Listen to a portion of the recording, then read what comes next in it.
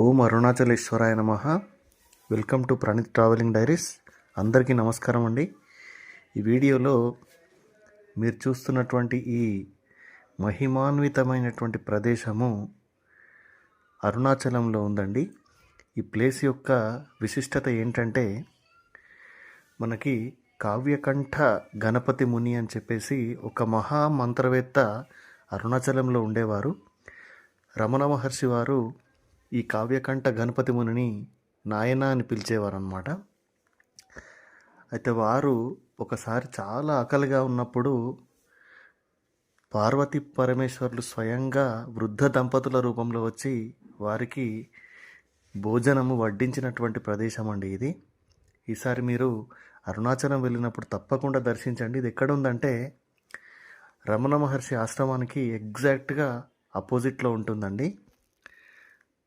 తప్పకుండా మీరు ఈసారి అరుణాచలం వెళ్ళినప్పుడు ఈ మహిమాన్వితమైనటువంటి ప్రదేశాన్ని దర్శించండి. ఇప్పటికీ శివపార్వతుల యొక్క శక్తి అనేది గుప్త రూపంలో ఇక్కడ ఉంది అని చెప్పేసి ఇక్కడ పూజారులు చెప్పారు. అరుణాచల శివ.